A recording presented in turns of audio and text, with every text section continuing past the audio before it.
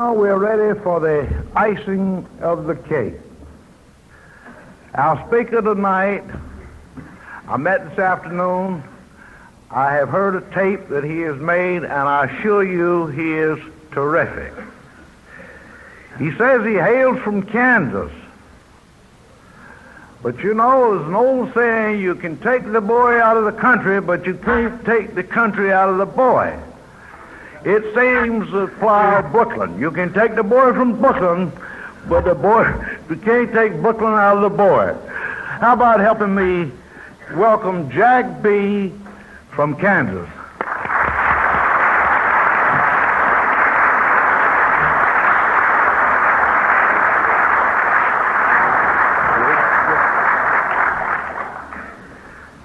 My name is Jack Brennan, and I'm an alcoholic. And I do come from Kansas, by way of Brooklyn.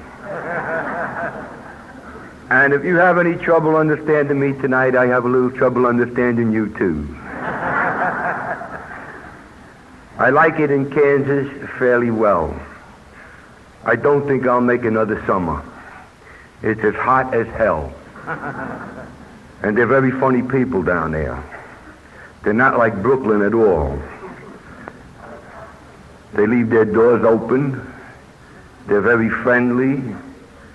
They want to see if they can do anything for you at all times. And it's all in all a pretty nice place. They're educating me, too. I bet you that you don't know why cowboys die with their boots on. Because they can't get them off. That's why. I learned that since I'm in Kansas.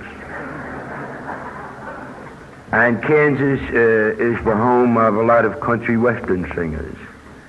And one that's down there quite often is Loretta Lynn. And you should all know her. A lot of people think that Al-Anon has no theme song, but it does. And Loretta Lynn wrote it, and she sings it very well. And the name is Don't Come Home A-Drinking with Lovin' on Your Mind.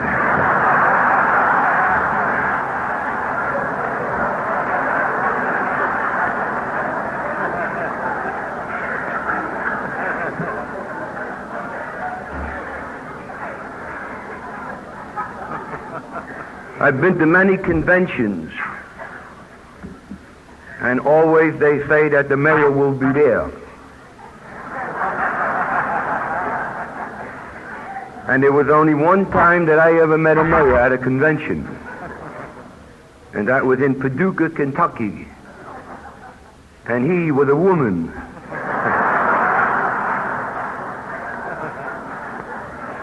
I don't know whether it's the strain or what, but I think somebody should send the mayor a little literature. And I would like to see if the police chief was here tonight and ask him what would you do if they all got drunk. That would straighten him out pretty good. I arrived here today, this afternoon. I almost didn't arrive. When we landed in Augusta, the damn pilot hit the ground so hard that all of the oxygen masks came out of the cabinets. And I was a little leery. I hate flying. Flying is for the birds as far as I'm concerned. You know, I try very hard always to fly American Airlines, which most reassuring when they come around with the coffee and there's a big AA on the cup, you know. But the only damn thing that goes out here is Delta. Well, anyway, I made it. And I'm happy to be here, really. And I'm happy to see all you lovely people. It's a very warm convention, I know that. And I would certainly like to be here for the rest of it. But unfortunately, I have to leave early in the morning and be in Indiana tomorrow evening for another convention. So I'm going to tell you why that I came here tonight. I didn't come here tonight to enjoy the lovely meal that I did have a little while ago. I came here tonight because my friend upstairs wants me to be here. And I don't know how you feel about this program, but I do believe that it was a God-given and God-inspired program. and that each and all of us sitting here, alcoholics, are miracles. There is no earthly reason for us to be sober tonight. No earthly reason. There are many people that will say, well, doctors do this and psychiatrists do that. And I say no. I say God does it all. He has the last word, always. And when the phone call came for me to come here, I looked at my calendar and I said, I'm sorry, but I have another meeting on that same weekend. And they said that they would settle for Friday night, so here I am. Because any telephone call regarding AA to me is a direct order from the higher power. Because I should not be able to stand here and talk to you people. I should not be able to work. I should not be able to do anything. I should be sitting in a corner of some mental institution with no facility whatsoever to be able to think. Or I should be dead and buried many years ago. And the only reason that I do stand here and talk to you and get on planes and fly all over the damn place is because of Alcoholics Anonymous. There is no earthly reason. If Alcoholics Anonymous is, like Bill Wilson told us, a gift from a higher power, then I'm here because of the grace of God. And the God that I feared for so many years, and the God that I cursed, and the God that I hated, I find since I come into AA is a very gentle and very understanding and very loving God. I call him my friend upstairs. And I don't move about in this world not even 5 paces unless my friend upstairs knows that I'm going. Because I know from where my help comes. I tried every which way in this world to stay sober and live a normal life and do the best that I could with work and what have you. And I never ever succeeded. Not until I came to Alcoholics Anonymous. So then, as I say, I came here to talk not to everybody.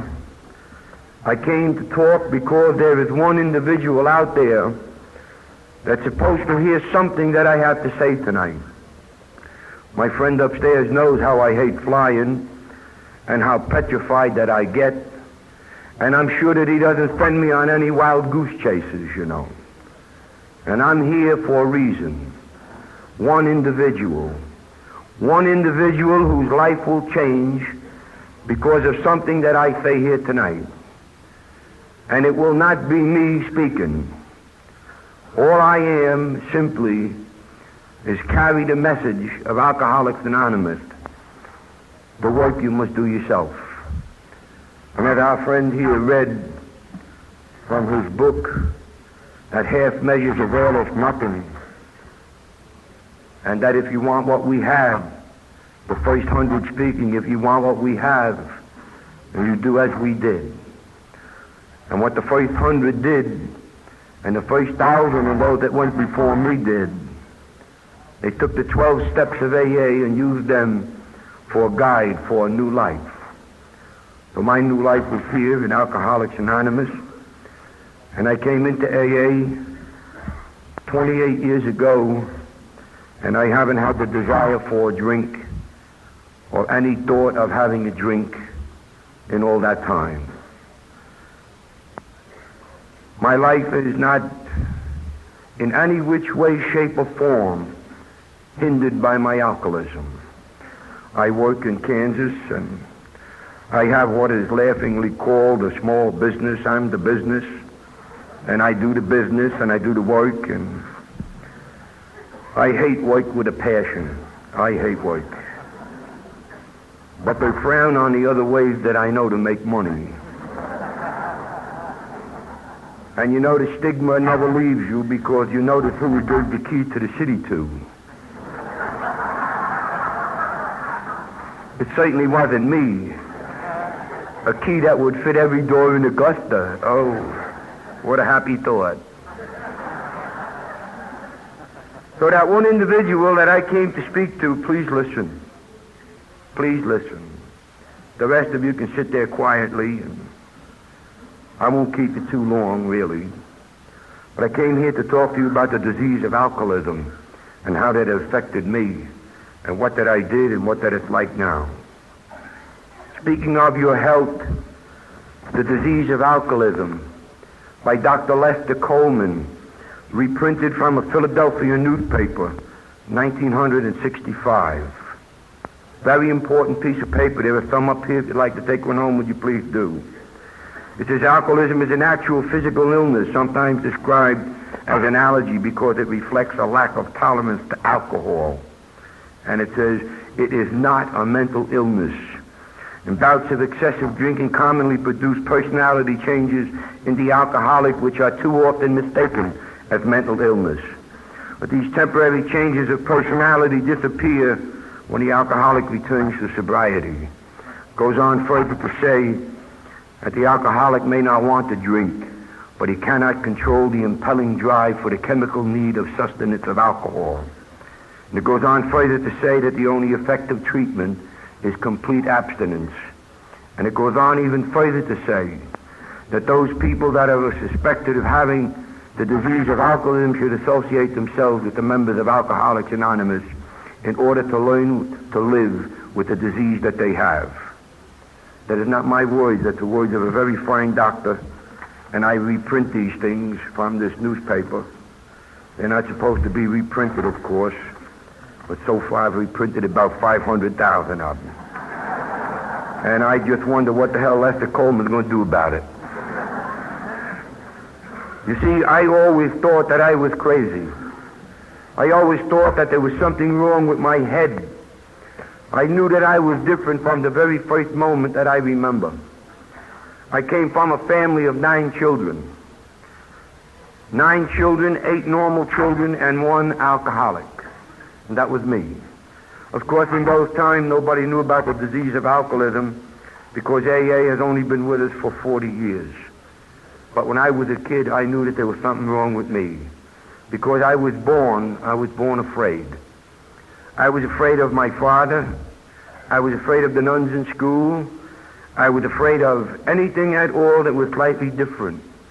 I didn't like to be called on in school, and if I knew the answer to a question, I wouldn't even tell the answer. And I would sit in a corner like Dinny the Dunce, petrified. And I went to bed at night, I had to leave the light on.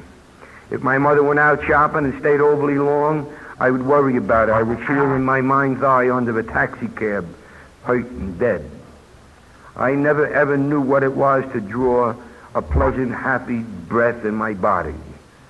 I was born with the disease of alcoholism. And the doctors tell us today that the disease of alcoholism causes us always to be filled with ungrounded and unfounded fear. I didn't know anything about these things. All I knew, I didn't feel good. I hated Christmas because Christmas was a time of trial. My father was an alcoholic, and when he came home drunk, I was petrified, and I would run down the basement, and I would hide behind the boiler. And when he sobered up, I would come out. I would sit there, and I would cry.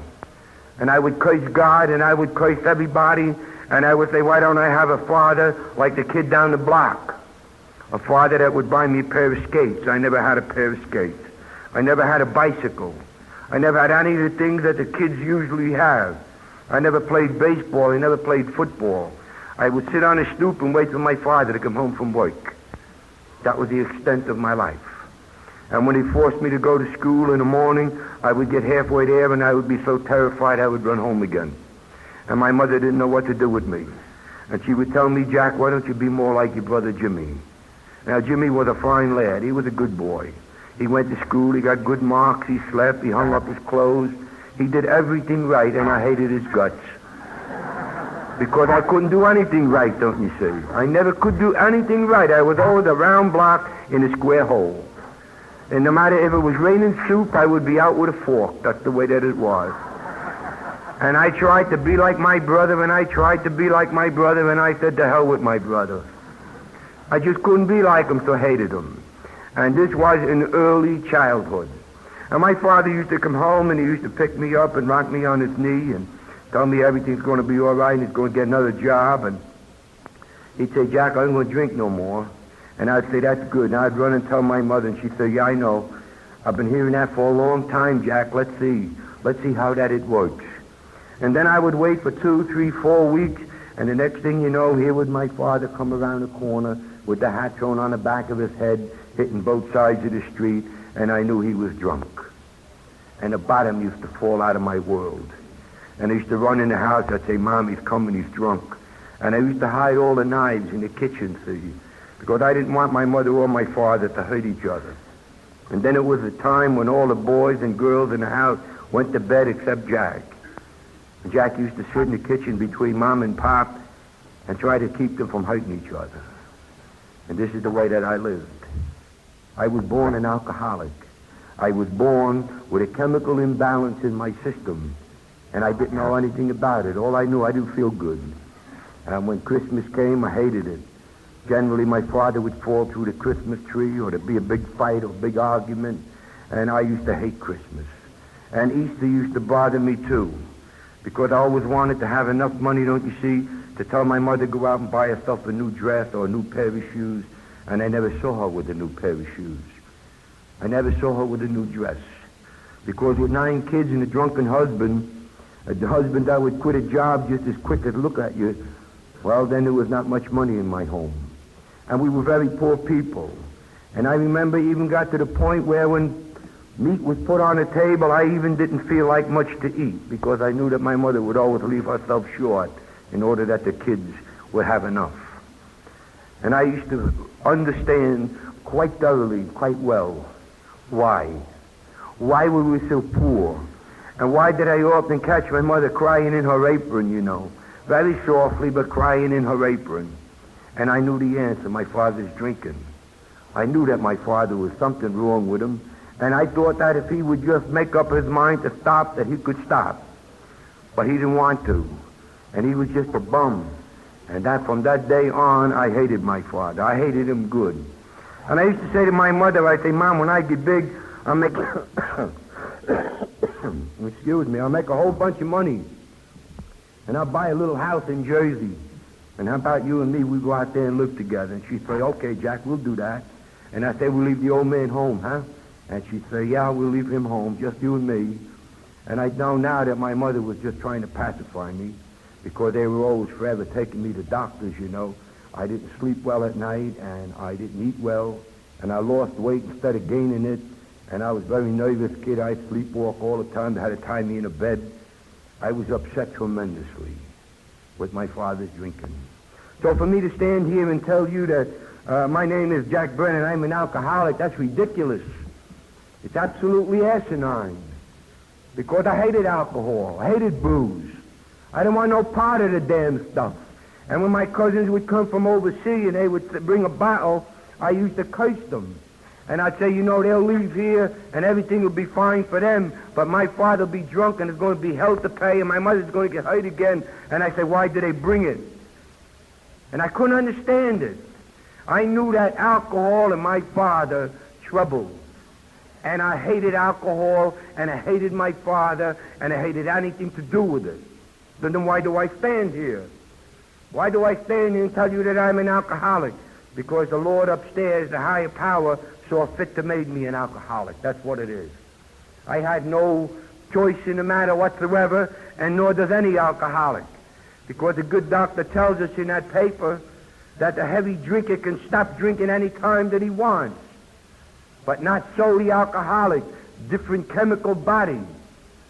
So therefore, I stand here and tell you that my name is Jack Brennan, I'm an alcoholic.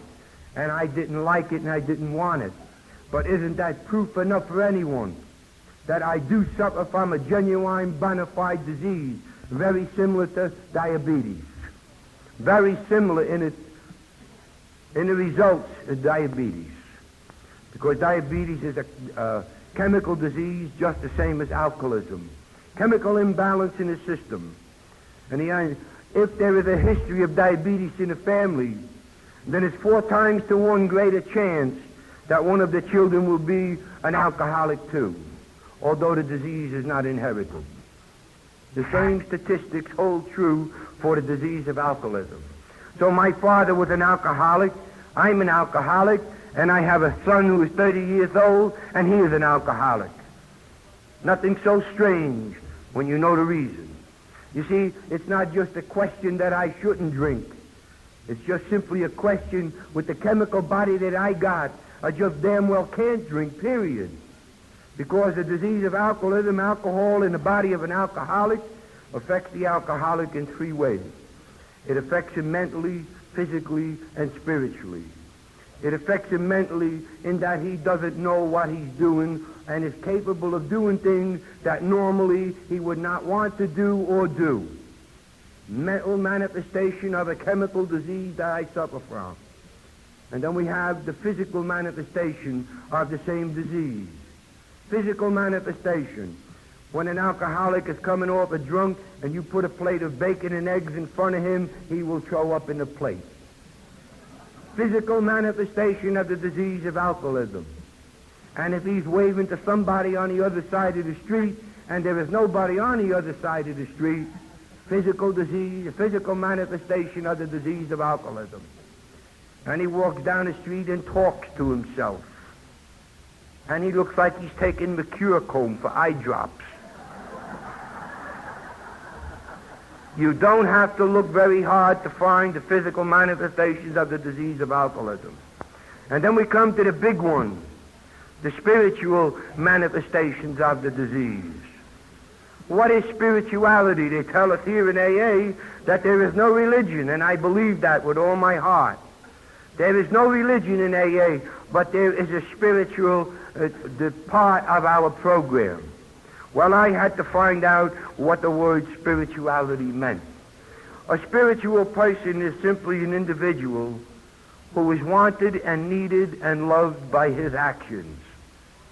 Well, you can damn well sure see very quickly that the alcoholic is a very unspiritual person. Who the hell needs them? Who the hell wants them? And what idiot could love them? That's the way that it works. So here we have the one physical disease affecting us in three areas of our lives. Mentally, physically, and spiritually. It did me. I can only speak for me. I can only speak for me, and with many, many years of experience, watching all types of alcoholics live and die. I look at my own son, 30 years old, 16 years fighting the battle, in and out of AA like a yo-yo, in prisons, in hospitals, on skid rows, stealing, lying, and cheating, hurting little people, his little children, and there is nothing in this world that I could do about it. Nothing. But I tell you how that AA works. My being here tonight and helping one individual, perhaps back in New York there is somebody tonight that is helping my son. I don't know. I hope so. I pray so. Because I have done everything that I can for him. There is nothing more in this world that I could possibly do for him. So I must turn him over with love to the higher power. And I will say this to you, that any time that he wants AA, it is here for him. Thank God.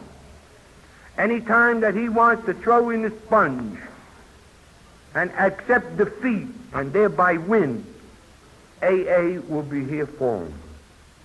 And I say the same to you. There is nothing that I can do for you.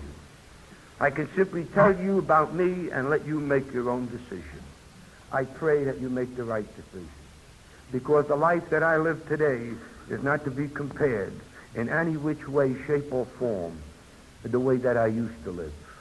You see, I picked up my first drink at age 12. A kid's trick. That's all that it was, a kid's trick. My brother and I were in the bedroom because it was Saturday and it was raining, and the old man was just starting on another drunk. My mother told me, Jack, get in the bedroom, take Joe with you, and be quiet, and maybe it won't be too bad this time.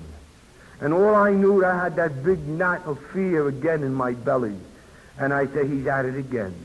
And it's going to be another long weekend. You know how that you have to walk on your tippy toes around him. Maybe he's sleeping, maybe he's awake, maybe he's out, maybe he's in. Oh, I know what Al-Anon goes through. I know well. I lived it. I lived it. And I cursed my father and I prayed for him at the same time. And I never ever knew anything about the disease of alcoholism until I came to AA. Well, my father died without ever coming into AA. In fact, the AA was quite young when he died. But here I was in his bedroom on a Saturday morning looking at four walls with a stupid brother who was 10 years old and a real dope. And he come up from under the bed with a bottle of wine and he said, Jack, look what I found. And I said, oh, shut up. Because I considered him to be a nitwit. Sometimes I still do, but he said, Jack, let's try some of it. I said, no, I don't want none of that stuff. I said, you try it. So he put it up to his mouth. It was a gallon jug, and he took a drink out of it. He said, oh, boy, it's good. It's sweet. And I looked at him, I said, is it really? He said, yeah. So I watched him for a couple of 3 minutes, and he didn't fall down at anything, And there was nothing else to do. I said, give me that stupid thing. Let me see what that is. So I took my first drink. It wasn't sweet. I don't know what the hell it was. Sweet, sour, but I know one thing.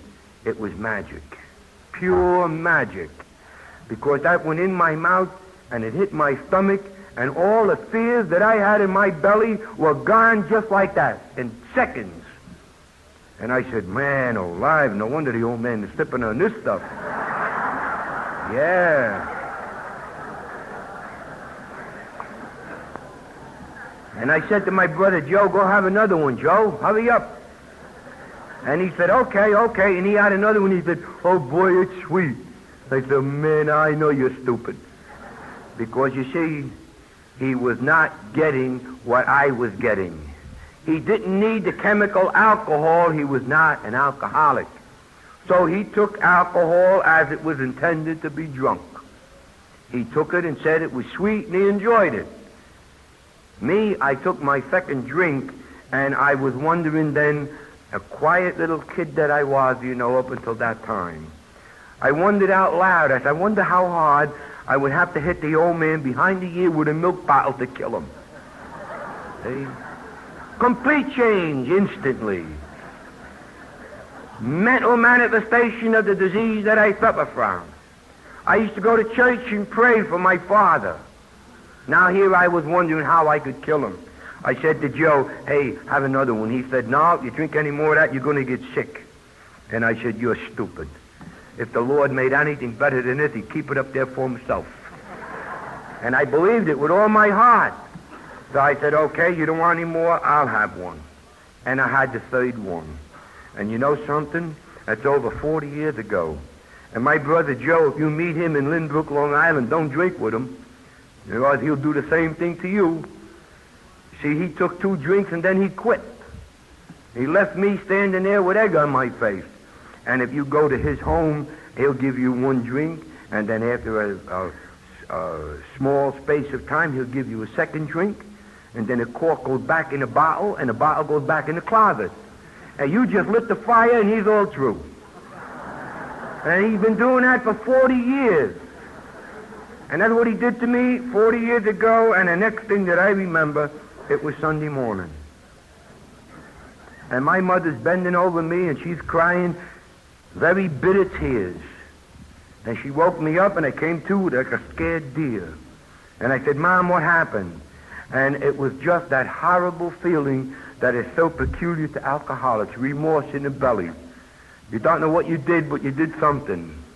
And I looked at her, and I said, please stop crying. Please stop. Tell me what happened. And she said, Jack, please. 1 in this family is enough. I couldn't take 2. And I said, what do you talk about? And she said, Jack, you drank almost 3/4 of a gallon of wine yesterday. And then you passed out unconscious. And your father and your brother put you in bed and you slept all night. And now it's Sunday morning. She said, Jack, what are you doing to me? And I looked at her in bewilderment. And I said, Mom, I didn't intend to do that. I said it was a mistake. And I said, please stop crying. It won't happen no more. No more will I ever do that. I said, please stop crying. Because for me to hurt this woman, it was just like to cut a baby's throat. I couldn't do it, you see. But even while she was talking to me, and I was assuring her that there was going to be no more, I was scheming. Because, you see, I'm an alcoholic.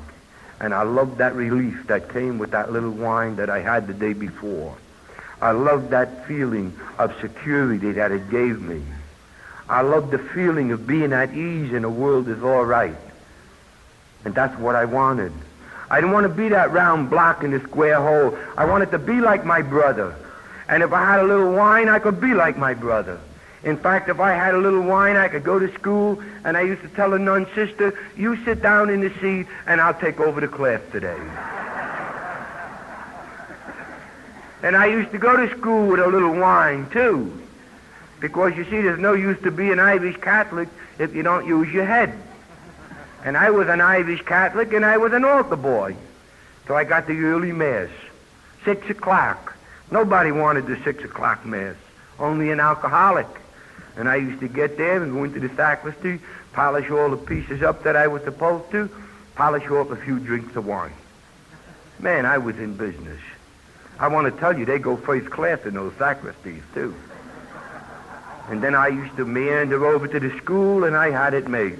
But you see, I used to run into alcoholic priests. And they used to get there 4:45, see, instead of 4:15. And that day I didn't have no wine. And that day I was back in the corner, didn't eat a dunce, right? Couldn't speak, couldn't talk, couldn't do nothing. So what the whole point that I drive at is that I drank in order to live in this world. That's all I drank for. I don't know what it tasted like. I don't care what it tasted like. I drank in order to live. I drank in order to be like everybody else in this world. I drank in order to feel at ease. And they tell me that that's a sign of an alcoholic. If you need a drink in order to do anything, then you best look into this program of Alcoholics Anonymous. You see, 3,000 years ago, the Chinese, in the earliest recorded history, they had a perfect description of the disease of alcoholism. The Chinese 3,000 years ago wrote that the man takes a drink, and then the drink takes a drink, and then the drink takes the man. And that's exactly what happened to me. You see, I had no shoes, and I never had a bike, and I had an alcoholic father, and I wanted nice things, and I went out and I got nice things. And I would stand here and tell you that what I tell you I'm not proud of. But I've hurt an awful lot of people in this world. I've hurt an awful lot of people, and I've stolen an awful lot of money. Because at the age of 16, I was a confirmed thief. I would do anything. And if you had money and I wanted it, I got it. And if I hurt you in the process, that was just too damn bad, wasn't it? And I want to tell you something. I ran with a mob up in New York, on the west side of New York, and I was a wheelman. And I'd driven a car at tremendously high speeds when it was not stylish. Many years ago it was. And we used to use cars that were weighted down in the fenders, and I could take turns that police cars couldn't. And I've watched many a cop's car go over the drive and into the woods. And I used to laugh. And I've traded shots with police. And I've shot people. And I've been shot. And I've been stabbed. And all the while that I was doing all these desperate things, I was a 12-year-old scared kid. You see, I used to be a nasty individual when I drank. A tremendously nasty individual. And I was not quite satisfied with just sticking up a joint and getting out. I invariably hit the guy that we stuck up over the bridge of the nose with a gun, and I can still see the results of it. I can see sometimes when I wake up and I have a nightmare, and I sit on the end of my bed and I thank God for Alcoholics Anonymous. And I thank God for the 12 steps that enable me to live with my garbage. Because sometimes I see guys bleeding out of both corners of their eyes. And I can hear bones crunching in noses. And I can see the terror in people's eyes when I stuck a gun into their belly and laughed at them. Thank God for AA. You see, I was a nasty thief, and I cared not for anyone. There was no love anywhere in me. I hated each and every individual because I thought that life had dealt me a bad time. My name was Crazy Jack the Umbriago. Umbriago means drunkard in Italian, and Crazy Jack was just about exactly what it means to you. Give Jack a drink and he'll do anything. And people used to say, give him another drink and let's see what he does next. But you see, people never saw me waking up in the morning. And I would wake up in some high-class hotel or maybe a $75 a day hideout or some flea bag. And every time that I woke up, it was the same thing. 12 years old and scared.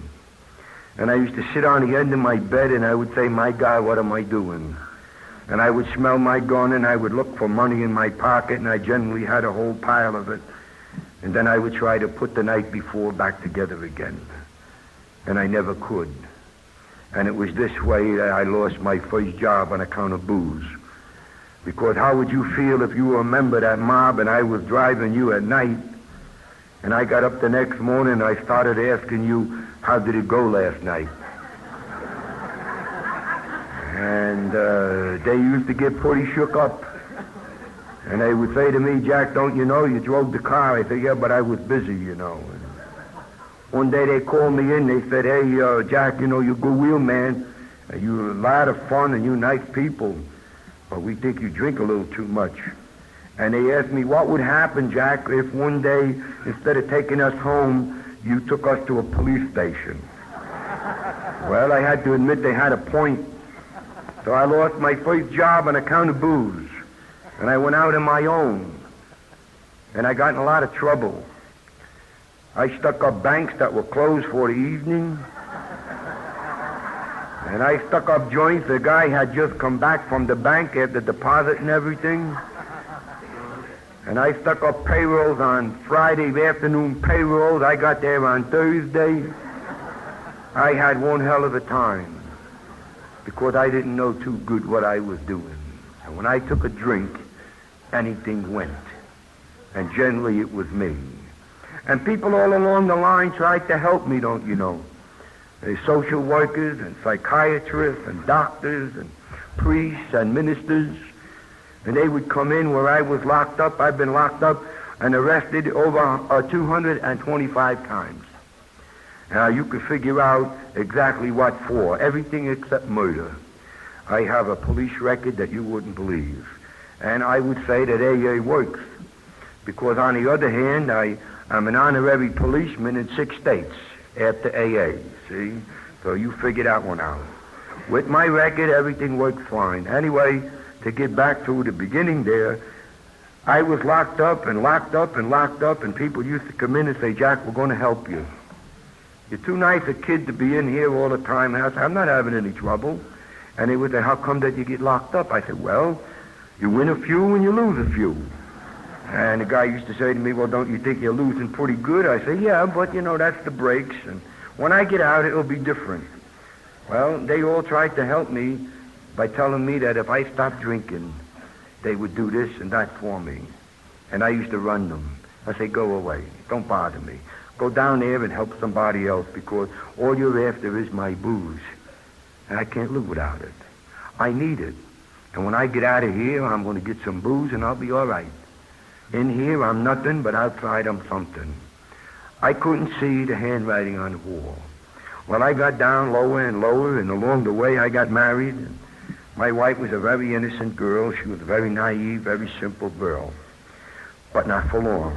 Not married to me. Because I taught her all the nasty tricks that a person could. And I remember very clearly how it was in the beginning. She loved me very dearly, and I loved her as much as an alcoholic can love anybody. And I'll tell you something, that she did everything for me that a wife could do. And then she started asking me questions. Jack, when do you work? And that was a dirty name. I didn't, you know. And I would get her off that subject, and she would say, oh, when do you stop drinking? And I would get her off that subject, and she would start on something else. And one day she told me, she said, Jack, it's no good. You drink constantly, 24 hours a day. I never see you anymore. You're out more than you're in. And I was getting what is known as the treatment. And she said, I have to help you. Well, she didn't help me because I left home. I went away to sea when it was not a good time to go, but I went. I went in order to get away from prying questions. I knew that there was something wrong with my drinking. My brother had once told me, Jack, you're more like your father every day. He lost 2 teeth when he said it, because I bashed him. And I said, don't ever, ever again tell me I'm like my father. He's a bum, and I'm not. He is nothing, and I'm something. And he said to me, Jack, he said, why don't you be more like me? Take 2 drinks and go home. And that's what I was trying to do. Be like my brother. Take 2 drinks and go home. Meanwhile, I left home. I went to sea, and I had a lot of trouble. See, trouble follows me somehow. I used to think that it was just awful. Everything would be fine. All of a sudden, he out of blue. For instance, tonight, I stayed here in this place, hotel or whatever that it is. A simple thing like a shower. I got all undressed, I got a bar of soap, and I jumped into the shower to take a shower before the meeting. No water. Yeah, you see? That used to be a regular occurrence with me. Tonight I was a little shook up. I stood there kind of stupid, you know. You turn on the boat faucet and nothing comes out. You say, what do I do now, you see? But they fixed it anyway, and we had a shower. But then it was a problem with me, because I was always wrong again, and I tried so hard to be right. I tried so hard. I figured things out so good, and then bing.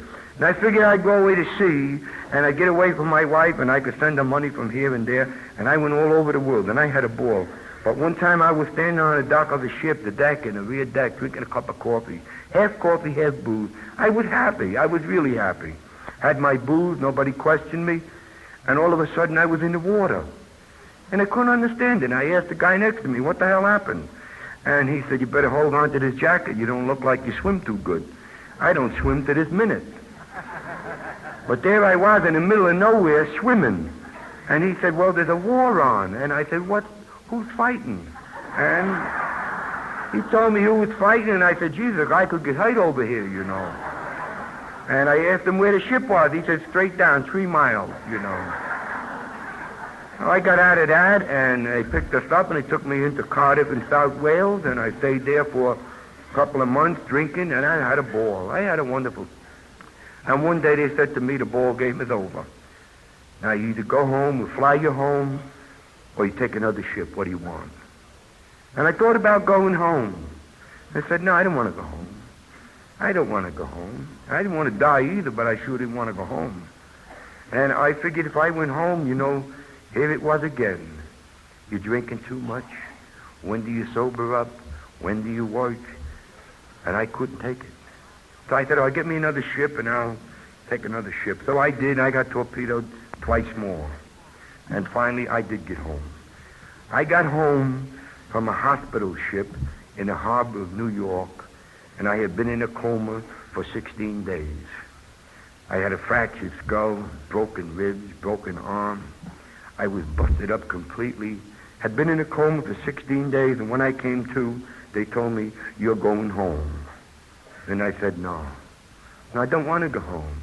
Well, they put me in a hospital, and they kept me in the hospital for 2 months. Then they sent me home. And I'll never forget the day. I walked into an apartment I had never been in. There was a kid in a chair, in a high chair, screaming bloody murder. And my wife was looking at me. She's so surprised to see me.